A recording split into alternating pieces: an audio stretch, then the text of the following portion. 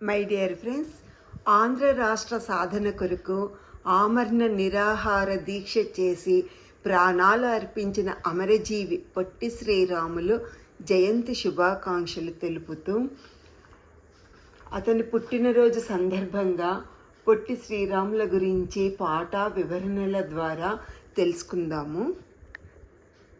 పొట్టి శ్రీరాములు మార్చి 16వ తేదీ 1901 సంవత్సరము Madras Georgie town అన్నాపిల్లే వీధిలోని 165వ number ఇంటిలో గురువయ్య మహాలక్ష్మమ్మ అనే వైశ్య దంపతులకు జన్మించాడు. వారి పూర్వీకులది ప్రస్తుత ప్రకాశం జిల్లాలోని కనిగిరి ప్రాంతంలోని పడమటిపల్లె గ్రామ వాస్తవ్యులు. అప్పట్లో ప్రకాశం జిల్లా ఏర్పడలేదు. కనిగిరి పడమటిపల్లె నెల్లూరు జిల్లాలో ఉండేది. శ్రీరాములు విద్యాభ్యాసం 20 ఇయర్స్ వరకు మెడ్రాస్లో జరిగింది. తర్వాత బాంబేలో శానిటరీ ఇంజనీరింగ్ చేశారు. తర్వాత గ్రేట్ ఇండియన్ పెనిన్సులర్ రైల్వేలో చేరి దాదాపు 4 ఇయర్స్ అక్కడ జాబ్ చేశారు. అతని జీతము 250 రూపీస్. 1928లో వారికి కలిగిన బిడ్డ చనిపోయాడు. కొద్ది రోజులకు భార్య కూడా చనిపోయింది. అందువలన శ్రీరాములకి జీవిత సుఖాలపై విరక్తి చెంది ఉద్యోగానికి రాజీనామా చేసి తన ఆస్తిని తల్లి అన్నదమ్ములకు పంచిపెట్టి గాంధీజీ అనుయాయిగా సబర్మతి ఆశ్రమం చేరాడు. స్వాతంత్రోద్యమంలో పాల్గొన్నాడు. పాట: పుణ్యజీవి ధన్యజీవి అమరజీవి పొట్టి శ్రీరాములు కారణ జన్ములు. పుణ్యజీవి ధన్యజీవి అమరజీవి పొట్టి శ్రీరాములు కారణ జన్ములు. తెలుగు రాష్ట్ర అవతరణ శుభ తేజమా నిస్వార్థపు త్యాగశీలి భరతరత్నమా. తెలుగు రాష్ట్ర అవతరణ శుభ తేజమా నిస్వార్థపు త్యాగశీలి భరతరత్నమా. జాతిపిత గాంధీజీ దత్తపుత్రుడా, జాతిపిత గాంధీజీ దత్తపుత్రుడా, దేశభక్తి జీర్ణించిన కర్మవీరుడా, దేశభక్తి జీర్ణించిన కర్మవీరుడా. పుణ్యజీవి ధన్యజీవి అమరజీవి పొట్టి శ్రీరాములు కారణ జన్ములు. అహింస మానస హంసరాజమా సత్యాగ్రహ స్వాతంత్ర సమరసింహమా. అహింస మానస హంసరాజమా సత్యాగ్రహ స్వాతంత్ర సమరసింహమా. సబర్మతి ఆశ్రమ లక్ష్య కేంద్రమా, సబర్మతి ఆశ్రమ లక్ష్య కేంద్రమా. క్రమశిక్షణ నిబద్ధతల కొలమానమా. పుణ్యజీవి ధన్యజీవి అమరజీవి పొట్టి శ్రీరాములు కారణ జన్ములు. తరతరాలు తరగని దివ్య తేజమా భరతమాత ముద్దు బిడ్డ తెలుగు తేజమా. తరతరాలు మరువని దివ్య తేజమా భరతమాత ముద్దు బిడ్డ తెలుగు తేజమా. ఆత్మార్పణ గావించిన త్యాగశీలుడా, ఆత్మార్పణ గావించిన త్యాగశీలుడా. అమరజీవి మీకిదే జోహార్ జోహార్, అమరజీవి మీకిదే వందనం అభివందనం.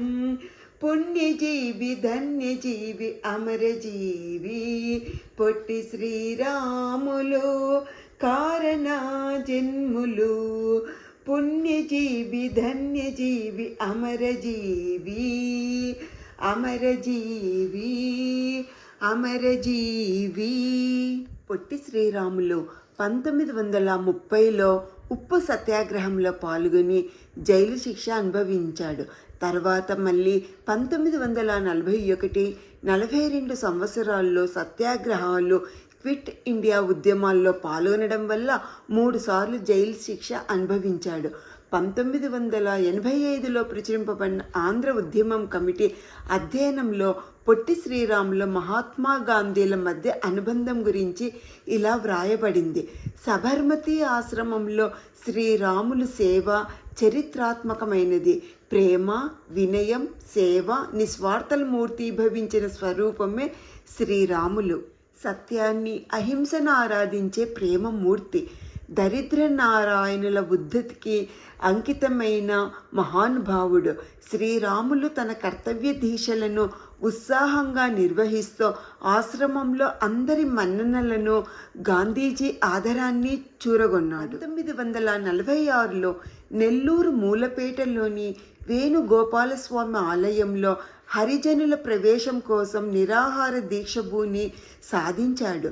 మరోసారి నిరాహార దీక్ష చేసి మద్రాసు ప్రభుత్వం చేత హరిజనోద్ధరణ శాసనాలను ఆమోదింపజేశాడు. దీని ఫలితంగా వారంలో కనీసం ఒకరోజు హరిజనోద్ధరణకు కృషి చేయవలసిందిగా ప్రభుత్వం కలెక్టర్లకు ఉత్తర్వులు ఇచ్చింది. పొట్టి శ్రీరాములు సిసలైన గాంధేయవాది. గాంధీజీ వలె నిస్వార్థ దేశభక్తుడు, నిరాడంబరుడు, త్యాగశీలి, కార్యదీక్షాపరుడు. తన ఆశయ సిద్ధికే ప్రాణములను సైతం లెక్క చేయని సాహసి. గాంధీ అనేవారు శ్రీరాముల వంటి కార్యదీక్ష, పట్టుదల ఉండే మనుషులు 10 మంది ఉంటే భారతదేశానికి 1 సంవత్సరంలో స్వాతంత్రం తీసుకొని రావచ్చు అని గాంధీ అనేవారు. మద్రాసు రాజధానిగా మన ఆంధ్ర రాష్ట్రము కలిసి ఉండేది. మద్రాసులో అధిక జనాభా తెలుగువారు ఉన్నా అధిక భూభాగము తెలుగువారిదే ఉండేది. జనాభాలోను, ప్రాంత విస్తీర్ణంలోనూ అధికంగా తెలుగువారు ఉన్నప్పటికీ అధికార విషయానికొస్తే పరిపాలనలోనూ ఆర్థిక వ్యవస్థలోనూ తమిళియన్స్దే పెత్తనము ఉండేది. సహజంగానే ఆంధ్రులలో అభద్రతా భావం కలిగింది. ఆత్మగౌరవము దెబ్బతీసింది.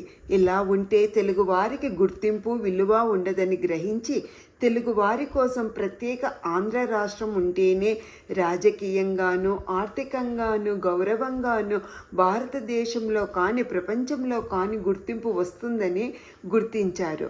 మొట్టమొదట ఈ ఉద్యమము 1912 మేలో నిడదవోలులో జరిగింది. ఇలా తెలుగు రాష్ట్రము సపరేట్ కావాలని ఉద్యమాలు అప్పుడప్పుడు జరుగుతూ ఉండేది. 1947లో భారత్కు స్వాతంత్ర్యం వచ్చింది. అనేక రాజకీయ పరిణామాలతో విసుగు చెందారు ఆంధ్రులు.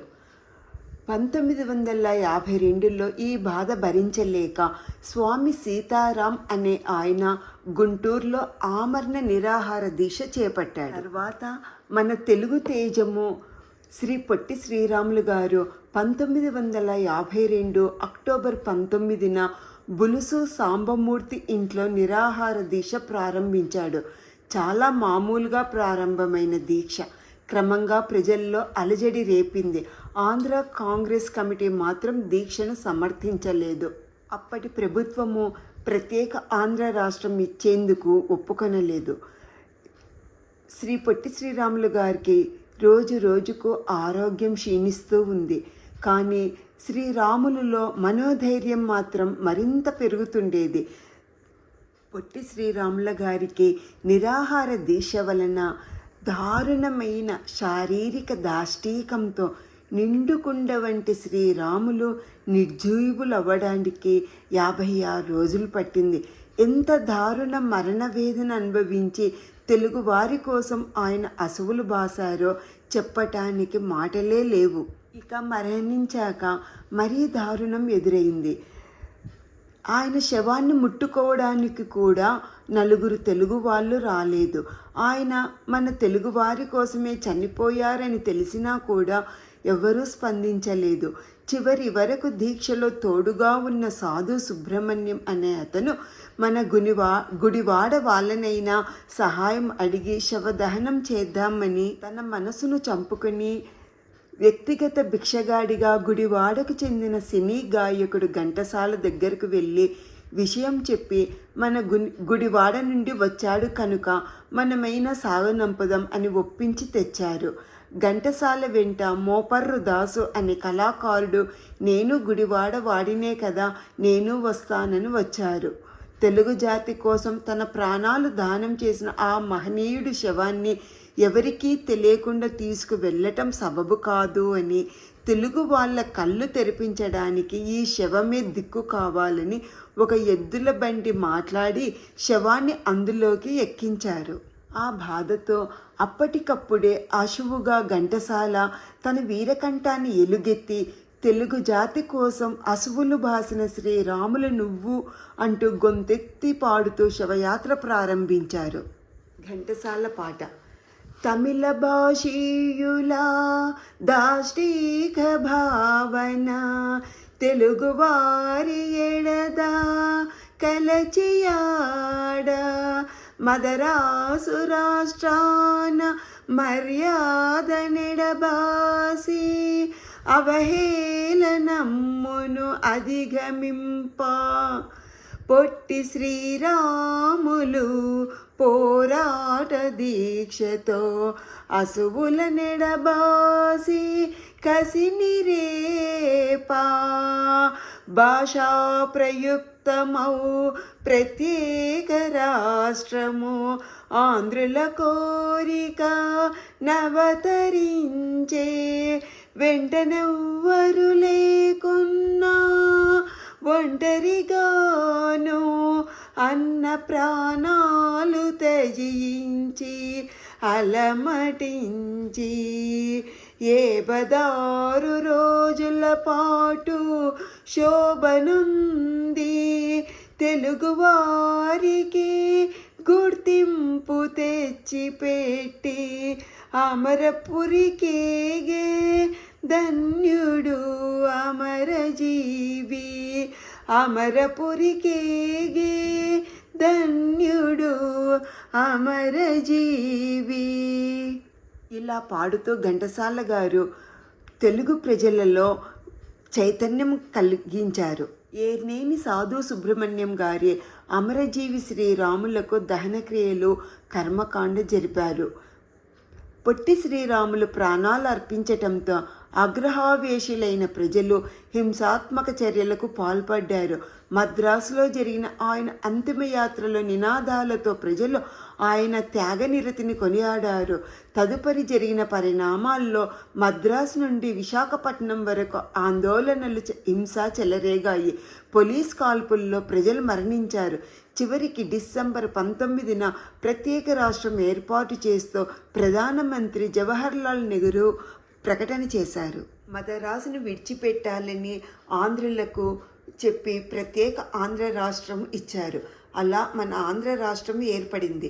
1953 అక్టోబర్ 1న బళ్ళారి, బరంపురం, హొస్పేట, తిరువల్లూరు లాంటి తెలుగు ప్రాంతాలు కూడా వదులుకొని ఆంధ్ర రాష్ట్రం ఏర్పరిచారు. అప్పుడు కర్నూలు రాజధానిగా ఉండేది. 1953 నుంచి 1956 వరకు మన ఆంధ్ర రాష్ట్రం కర్నూలు జిల్లాగా ఇలా ఉండేది. 1948లో హైదరాబాద్ సంస్థానంపై భారత ప్రభుత్వం జరిపిన పోలీసు చర్య తర్వాత సంస్థానం భారతదేశంలో విలీనమై ఈ సంస్థానం మొత్తం హైదరాబాద్ రాష్ట్రంగా ఏర్పడింది.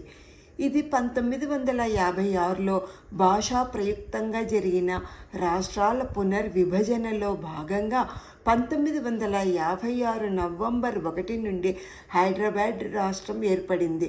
తెలుగు మాట్లాడే ప్రాంతాలను ఆంధ్ర రాష్ట్రంతో కలిపి ఉమ్మడి ఆంధ్రప్రదేశ్ రాష్ట్రం అవతరించింది. ఉమ్మడి ఆంధ్రప్రదేశ్లో తెలంగాణ, రాయలసీమ, ఆంధ్ర 3 కలిసి ఉండేవి. 2014లో ఉమ్మడి ఆంధ్రప్రదేశ్ నుండి తెలంగాణ విడివడి తిరిగి మరి ఆంధ్రప్రదేశ్ ఏర్పడింది.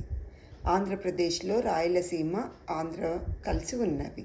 చివరిగా ఆంధ్ర రాష్ట్ర అవతరణకు అహర్నిశలు తపస్సు చేసి ఆంధ్ర రాష్ట్ర అవతరణకు అహర్నిశలు తపస్సు చేసి ఆత్మార్పణ చేసుకున్న అమరజీవి శ్రీరాములు.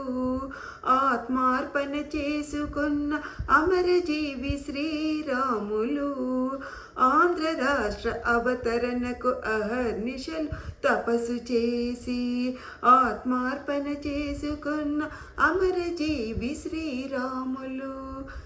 మన తెలుగు తేజమైన పొట్టి శ్రీరాముల గారికి ఆత్మ ప్రణామాలు సమర్పిస్తూ థ్యాంక్ యూ ఫ్రెండ్స్.